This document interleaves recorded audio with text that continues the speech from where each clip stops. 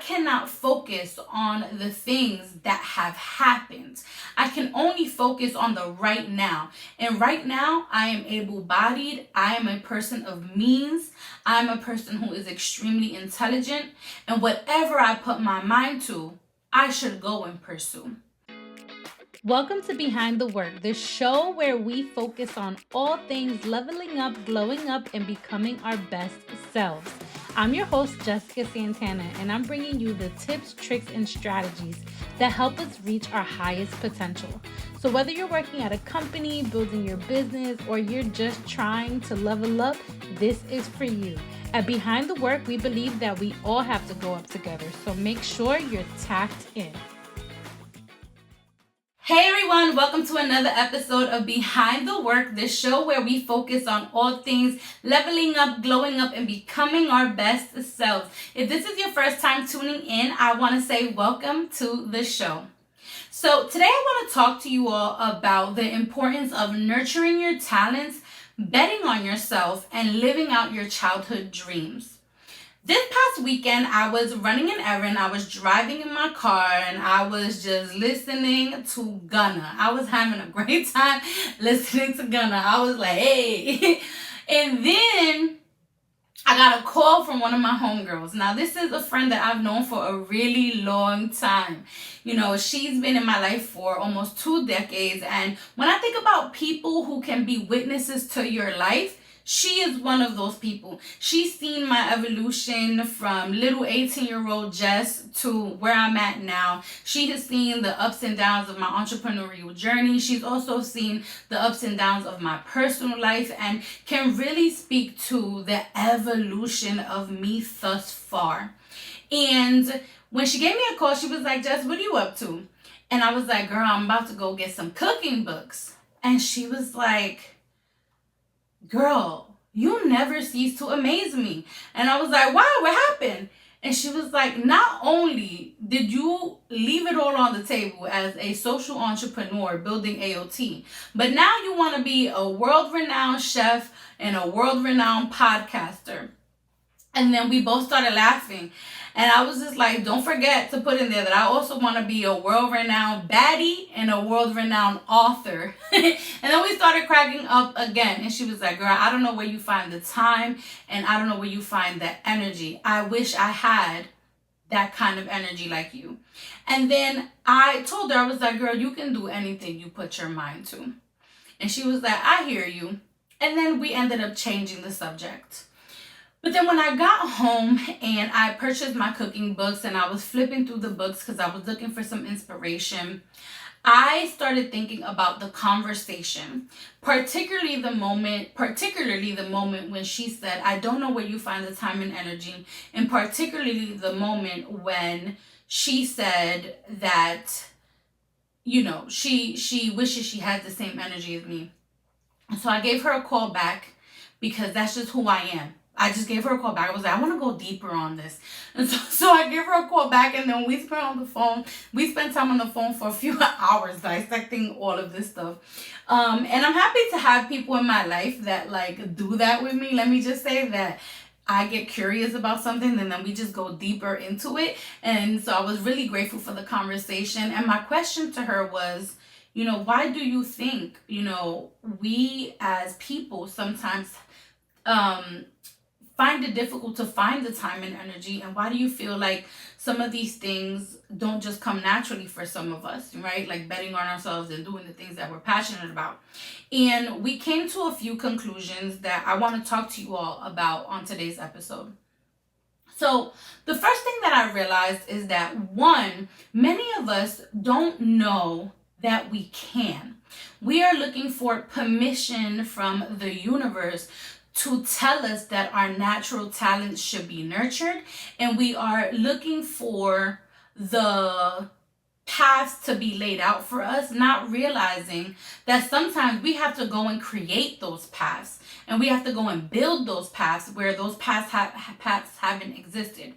You know, I'm a first generation professional. My family and I, we grew up in the hood in Brooklyn, you know, and when I thought about career opportunities early on, I was either going to be a doctor or a lawyer or a teacher, and I didn't want to be any of those things. And I realized, though, that I needed to choose something that was going to be stable, that was going to produce money, because that was the only thing that was going to make my family proud. Getting an education and getting a good job after school, after I graduated college, was like the top priority for me. And then when I think about it, because that was such a priority for me, I didn't nurture a lot of my creative pursuits and a lot of my natural states of being. And I have always had this love for cooking. I've always been passionate about cooking and the culinary arts. And because my life had been so structured to think about how to make money, how to get a good education, I didn't really nurture that talent or nurture that skill set. It was just something that I did when I could. It was just something that I did and didn't take seriously. And it was just something that I did because it was when I had the time to do it, rather than it actually being a core and fundamental part of my being and the ways in which I show up in the world. And I think a lot of that has to do with not being in an environment that encouraged that kind of behavior and that encouraged that kind of talent. This is no shade to my parents or to my family or anything like that. My family is dope and my parents are dope and I love them to pieces. But you don't know what you don't know. And I think that when you're growing up in circumstances where you're economically disadvantaged, you don't always see yourself beyond producing income. You gotta always think about how to make money. And unfortunately, the culinary arts didn't fall within the realm of how my parents saw me making a life for myself. And I wish that I would have had the opportunity to explore those talents a little bit earlier on rather than so much later on in life. But I told myself that I cannot focus on the things that have happened. I can only focus on the right now. And right now, I am able-bodied. I am a person of means. I'm a person who is extremely intelligent. And whatever I put my mind to, I should go and pursue. And so at the top of this year, after I completed 10 years as an entrepreneur full time, I told myself that this next season for me was going to be about nurturing talents that I've always had that haven't been incubated as of yet. And one of those talents, again, was cooking. And so those of you who listened to episode 1 know that I spent this past summer in Paris at Le Cordon Bleu, learning from Le Cordon Bleu chefs and learning from Le Cordon Bleu culinary experts. And it was one of the best gifts I ever gave to myself, because as a little girl, going to a place like Paris to study felt so unattainable. And I studied abroad in Hong Kong when I was in college. I also studied abroad in different parts of Europe when I was in college. I did an internship in Hong Kong. So I've always had global experiences. I also travel and have seen lots of different countries in the world. But the idea of being a scholar or idea of pursuing a passion that meant a lot to me at a place like Le Cordon Bleu felt like a radical step towards my self-actualization. And it really also felt like it healed a 13-year-old, 14-year-old version of me that always wanted an opportunity like this. And it gave me the confidence to know that I could succeed in the culinary arts and that I could be Home Chef Jess, and that I could create really amazing experiences and cultivate the skills I've always had in me. I've done meal prep videos on my Instagram from time to time. I've posted it on my stories from time to time. But this is the first time in my life where I'm taking it super seriously. And because I'm taking it super seriously, I told myself that at least once a week I'm going to put out something food related, because it's such a big passion of mine. And for the past several Sundays, for those of you who follow me on Instagram, you are seeing the physical and visual manifestation of me living out a childhood dream. And I'm even taking it a step further by introducing to you all Behind the Work Foodie Edition, which I'm calling Behind the Foodie. And I dropped my first sofrito recipe yesterday on the channel. So if you haven't checked that out, please do. But it is so amazing to be in a season of my life where I get to nurture that talent that I felt wasn't nurtured before. So that's the first thing my homegirl and I got to, is that sometimes we don't know what we don't know. And if no one is giving us permission and the world does not conspire for us to do certain things, we feel like we can't do them, rather than actually realizing that when you apply yourself and when you put yourself in a position to win, any and everything is possible. And so I want you all to know that it is never too late to become what you could have become. And it is never too late for you all to pursue the passions that you've had as children. And it is never too late for you all to bet on yourselves and to create experiences for yourself that give you the opportunity to see yourself in the highest light.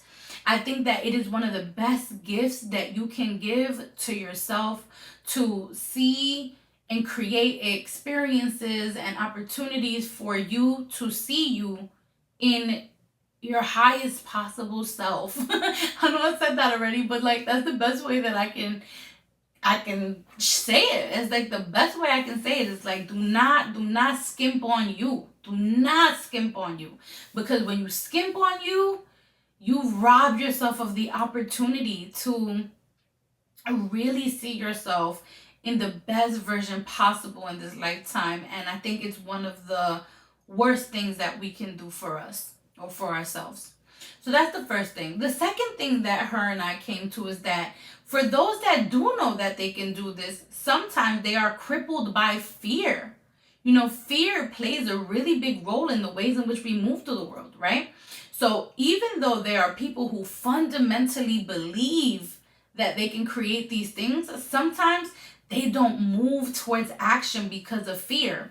And I want to let you know right now that some of y'all gotta go beyond looking for emotion to come to you, and you gotta go create the motion regardless of how scared you are. And let me say that again for the people in the back. Some of you are waiting for motion to come to you rather than creating the motion that you need to become what it is that you need, regardless of how scary it is. Let me tell you, when I left my job full-time 10 years ago, I was really scared. I was making a lot of money in professional services, more money than my family has seen, you know? And when I left my job, man, I kept asking myself, like, just how are you gonna make a living? Like, how are you going to make a living? It was as if me stepping into entrepreneurship was also like taking steps backwards. And when you have a community that is betting on you, and when you have family that have poured into you to get to a point where you are, you know, financially thriving, for you to take a step back into entrepreneurship because you want to save the world, that doesn't resonate. You know, that does not resonate. My parents were like, what? Start a what? And thinking back to that time, like, it was really scary. You know, I had a lot of messages coming to me about what was not possible for me, why I shouldn't do it, why I shouldn't leave, why I should reconsider, why I should just do what I'm doing right now as a side project. And I remember thinking to myself, like, what am I not seeing that folks are seeing? And why do I feel like I'm taking on other people's fears? And then I started getting scared. And then I started wondering whether or not I can do it. And then I started doubting myself. And I was like, you know what, Jess? The worst thing you can do is take on other people's fears, because you are already scared of what is to come, because you are scared of the unknown of what is to come now that you're an entrepreneur. And so sometimes, even when you have the situational awareness and the self-awareness that you can create opportunities for yourself and create opportunities for others, sometimes we don't move towards those things because of either fears that we have that we're projecting on ourselves, or fears that people are projecting on us. And I want to let you all know that there are beautiful things waiting for you on the other side of fear. The mental gymnastics it takes to get rid of your fears is really hard. You got to do a lot of training. You got to do a lot of training to silence the noises around you. You also got to do a lot of training to silence the voices in your head about what can actually go left rather than going right, And so I will say that once you silence those noises though, and you focus on creating motion for yourself and move towards action and forget about the things that can go wrong and only focus on the things that can go right, I promise you that there are amazing things waiting for you. And always know that even if things don't go according to plan, you never lose. You either win or you learn. And then this last thing that we came to in this conversation was that a lot of us are also in a season where the world around us is so noisy that the emotional capacity that we have to bet on ourselves is really stalled by all of the things going on in the external environment that makes us feel like things are not possible. And let me tell you, the external environment is going to continue. There are things in the world that are truly and really out of our control. And there are also things in the world that we can contribute positively to that moves the world towards a certain direction. But I think that you owe it to yourself to ask yourself, in a world where it is very noisy, and in a world where there's chaos and turmoil and all these things, what is going to be your response? Is it going to be your response to just wait for things to get better so that you can get better? Or are you going to take it as a personal challenge to get better amid the chaos around you? Because let me tell you, if you are looking for someone to give you peace, for you to be great, you're going to be waiting a long time. The creation of your peace belongs to you. That responsibility belongs to you. How you cultivate peace around you is up to you, And so you cannot wait for the external environment to get slower. You cannot wait for the external environment to get less chaotic. You have to think about what are the things every single day that you need to create around you, whether it's a physical need, your emotional need, a spiritual need, making sure that you take care of all of those needs to make sure that at the end of the day, whatever is going on around you, you still win, because that's important. And so I want to just say that in this season of your lives, in this season of my life, I believe that each and every one of us deserves to cultivate and nurture the talents that we've always had. And I do believe that each and every one of us deserves to better on ourselves. And I do believe that each and every one of us deserves the opportunity to see ourselves in the best version of ourselves possible. And I hope that this episode today gave you all a little bit of motivation to just take the first step. And to recap, what we talked about is, one, know that you cannot wait for the world to give you permission to work and nurture your talents. Know that you cannot wait for fear to go away, and know that you cannot wait for the external environment to change for you to become the best version of you. The power that you are looking for is within you.